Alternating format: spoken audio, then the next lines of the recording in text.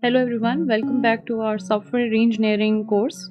So this part is focused on introduction of DevOps, traditional development versus the DevOps practices and collaboration and shift left testing. When software is reengineered, developers continuously modify existing source code, new features are added, old components are replaced, bugs are fixed, and security vulnerabilities are patched. Now imagine hundreds of developers making changes to the same software system every single day. A natural question arises: how can all these changes be combined safely? How do we ensure that one developer's code doesn't accidentally break another developer's work?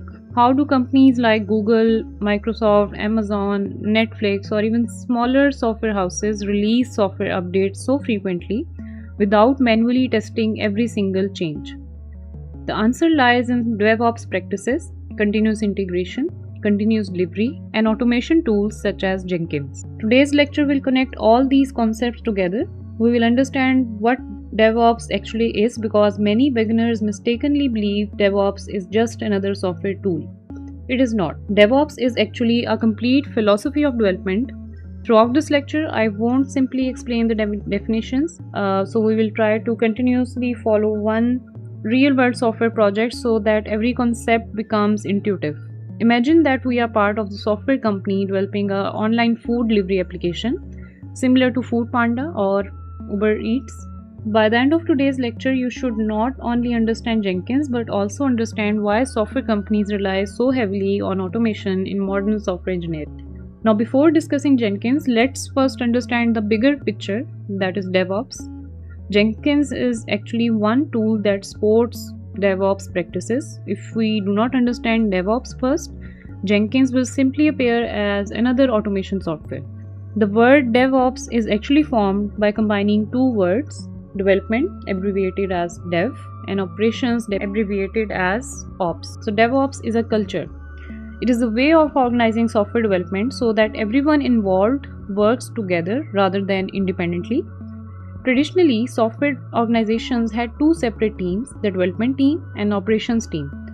Developer focuses on writing and improving software features, while operations teams are responsible for deploying, maintaining, and monitoring the system infrastructure. Because development and operations work separately, many problems arise. Developers may deliver software that works locally but fails in production environments. Operations team then struggle to maintain stability. This leads to delay, conflicts, and inefficient software delivery. DevOps is a technical and cultural approach that integrates the development and operations team. Instead of working separately, both teams collaborate through entire software lifecycle. So DevOps also emphasizes automation and continuous delivery to make software development faster and more reliable. Let's see the DevOps workflow. To understand why DevOps becomes necessary, let's go back several years. Imagine a software company developing a food delivery application, online food delivery application. The development team spends 2 months implementing new features.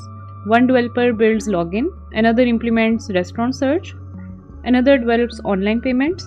After completing their work, the developers simply hand over the software to the quality assurance team. Their attitude is often something like, "Our job is finished." Now QA team starts testing. After several days, they discover dozens of defects. Some features do not work, some buttons crash the application, maybe payment processing fails, dark mode doesn't display correctly on tablets. The QA team sends all these issues back to developers. Developers now spend several more days fixing everything, and finally QA approves the software. The software is then handed over to the operations team.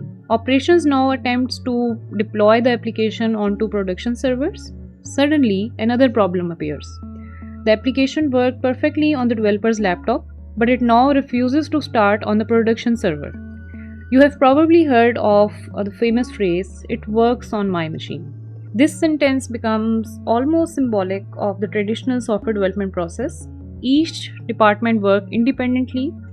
Each department blamed another department whenever problems occurred. Developers blame QA, QA blames operations, and operations blamed developers. As software systems become large, this approach becomes increasingly inefficient. companies realized that software delivery needed to become collaborative rather than sequential. That realization eventually gave birth to DevOps. So DevOps remove these organization walls. Instead of isolated departments, everyone shared responsibility for delivering high quality software. Notice something important? DevOps is not trying to eliminate the developers, testers, operations engineers. Instead, it encourages continuous collaboration among them throughout software lifecycle. This is the real meaning of DevOps. Now let's see how the development and operations actually collaborate inside a DevOps environment. Let's revisit our online food delivery application. Suppose Bob has completed the dark mode feature. In the traditional approach, Bob would simply send the updated software to QA and wait. If a problem was discovered several days later, he would need to switch back to the code he had already forgotten about. This constant context switching reduces the productivity significantly. Now let's see what happens in DevOps. The moment developer pushes the code to GitHub, automation automatically begins. Jenkins detects the new commit, the latest source code is downloaded, the software is compiled automatically, and unit tests execute automatically. Integration tests also execute automatically. If configured, UI tests using Selenium also execute automatically. Security scanners may analyze the code. Static analysis tools examine code quality. Within just a few minutes, the developer receives a complete report. If every test passes, the software becomes ready for deployment. And if any test fails, the Jenkins immediately informs the developer. Instead of discovering problems next week, the developer discovered them within minutes while the code is still fresh in developer's mind. Operations also benefits. Rather than manually deploying every release, deployment becomes automated and standardized. Everyone uses the same pipeline, everyone follows the same process. Instead of saying it works on my machine, developers and operations are both working with exactly the same automated workflow. That shared workflow dramatically improves the software quality and delivery speed. One more important improvement introduced by DevOps involves testing itself. Rather than testing only at the end of development, testing begins much earlier. This concept is called shift-left testing. One of the biggest mindset changes introduced by DevOps is something that is called shift-left testing. Imagine the software development lifecycle as a timeline. On the left side, we have planning, requirements gathering, and development. On the right side, we have testing, deployment, and maintenance. Traditionally, testing happened near the end of the timeline, towards the right. Developers would complete their implementation first, and only afterward, would QA begins testing. The problem with this approach is that bugs become more expensive to fix the later they are discovered. Suppose our food delivery application introduced a new dark mode feature. If QA only begins testing after the entire feature has been completed, they may discover that dark mode is inaccessible for visually impaired users, or perhaps certain buttons become invisible on smaller mobile screens. At that point, developers may need to redesign multiple components, rewrite the code, and repeat the testing. Now imagine a different approach. Before developers even begin implementing dark mode, QA engineers participate in planning discussions. They ask questions such as, how will dark mode behave on tablets? What happens if the user changes themes while placing an order? Will the selected theme remain after the user logs out? Should accessibility guidelines be considered? By identifying these scenarios early, developers can design better solutions from the beginning. So this is exactly what shift-left testing means. Testing activities move earlier or to the left in the software lifecycle. Modern DevOps environments also automate much of this testing. Every time code is committed, Jenkins can automatically trigger unit tests, integration tests, user interface tests, code quality checks, and even security scans. Instead of relying entirely on manual testing, software quality becomes part of the development process itself. As a result, defects are discovered earlier, development costs decrease, software quality improves, and releases becomes much more reliable.